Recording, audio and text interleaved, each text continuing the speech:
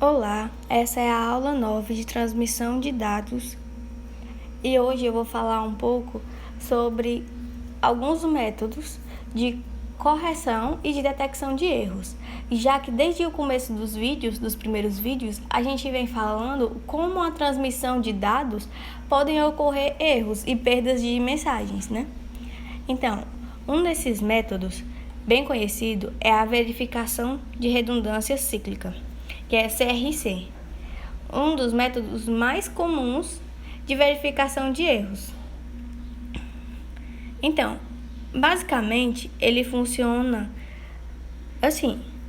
A gente tem um bloco de dados, kbits seria um bloco de dados, e nesse bloco de dados a gente acrescenta um número de bits, formando um novo bloco de dados. Um bloco, no caso aqui, representado como N bits. Esses bits que a gente adiciona, eles são feitos através de vários cálculos. E isso dentro do transmissor. E ao ser enviado ao receptor, o dado chega como o bloco de N bits, né? Esse bloco maior que tem a redundância de bits, né? Tem bits a mais adicionados. E ele compara os bits a mais com os bits que deveriam ter, né? Para que assim ele possa remover esses bits e aí ele ter o dado original novamente. Então, ele é calculado e aqui dá para ver, né? O Ezinho, o E primeiro e o E', que é o dado sem os bits adicionais e o dado com os bits adicionais, usados para comparar. E o F, que é o Erro Detection Code Function, que é a função de detecção de erro, que vai avaliar se está correto ou não. Então, essa estrutura básica do modelo está descrito na imagem, né? Essa imagem que eu acabei de mostrar, com a sequência, os bits a mais e a comparação no fim. Basicamente, tudo isso consiste em, querendo enviar uma sequência de dados com k bits, criamos uma nova sequência e o quadro enviado terá n bits. Essa nova sequência é calculada a partir de uma série de operações em módulo binário, como a soma, subtração, multiplicação e divisão. Observamos também que o resto da divisão da nova sequência por outra sequência definida no início, e se o resto for diferente de zero, então com certeza houve algum erro. Agora, se o resto for zero, é porque não houve nenhum erro, considerando que mesmo que o método seja imperfeito, ele é bastante eficaz. Então, é incrível o efeito que o CRC tem, porque ele consegue que mesmo havendo erros, ele é eficiente. Então, ele é um dos métodos mais usados. Como já foi citado, né? Existem várias maneiras de implementar o CRC, né? Por vários métodos de cálculo. Então, a gente pode utilizar a aritmética, módulo 2, que seria o módulo binário, para interpretar as sequências como polinômios, ou até interpretar a sequência como portas lógicas em um circuito.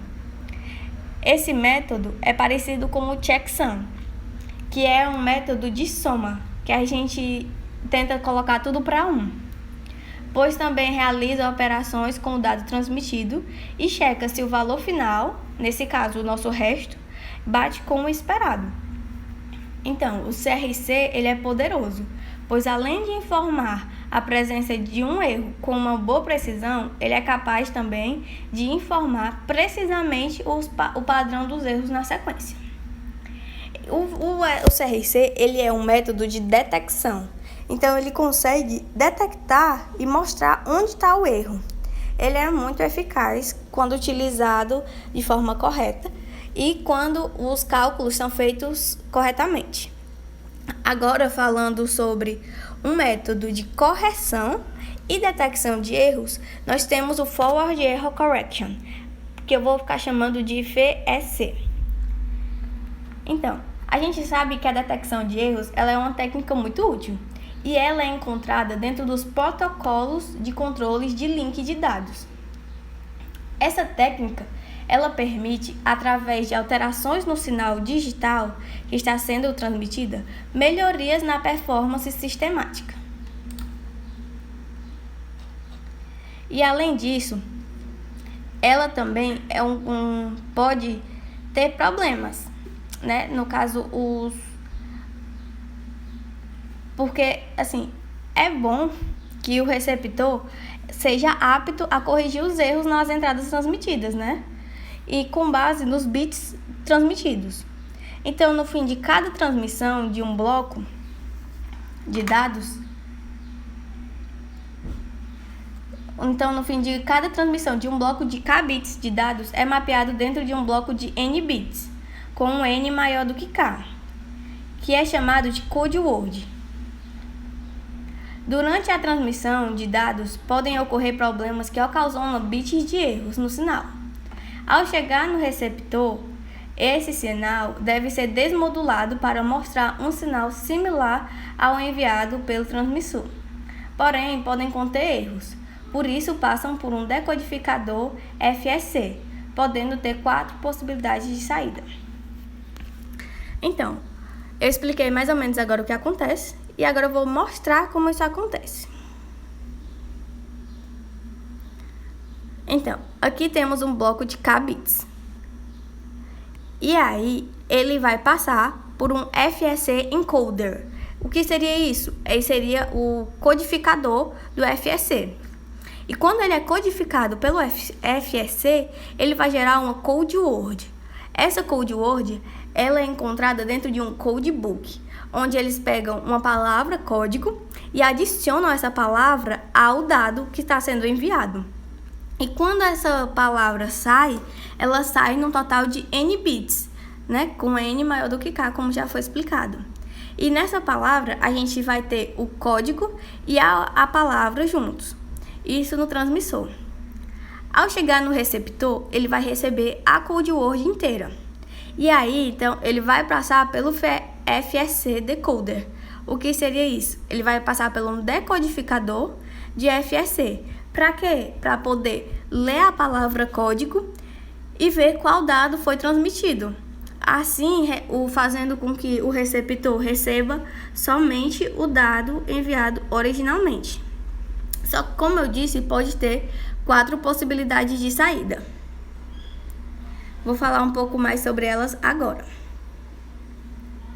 Nós podemos ter a saída sem erros, que é quando não há nenhum erro de bit e a entrada do decodificador é idêntica à palavra código original e o decodificador produz o bloco de dados original como saída.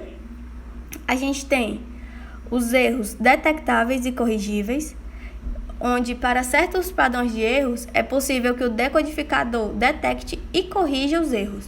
Assim, mesmo que o bloco de dados seja diferente da palavra código transmitida, o decodificador é capaz de mapear esse bloco no bloco original de dados, ou seja, de mapear esse bloco no bloco K bits que a gente recebeu inicialmente.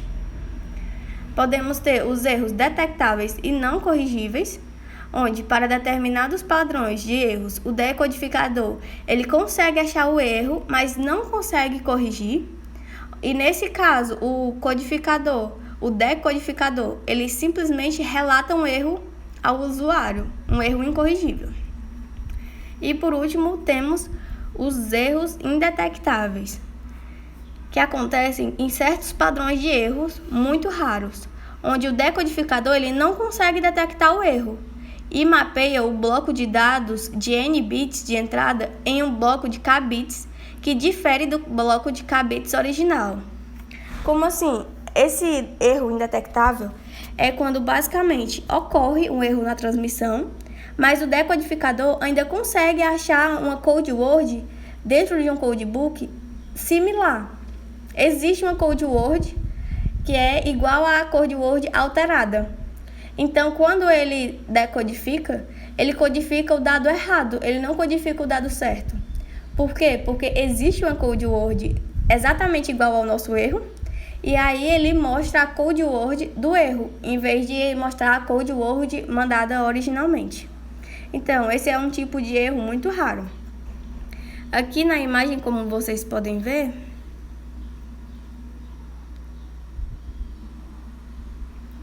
e lá na imagem, como vocês podiam ver, 2 dos tipos conseguem entrar nos dados e outros 2 saem fora do dado. No caso, esses detectáveis e não corrigíveis e os erros indetectáveis. Porque nesse caso, o usuário não tem nada ou então tem um dado errado. Então, por hoje foi só. Espero que tenha dado para entender e aprender um pouco mais sobre os métodos que nós utilizamos para corrigir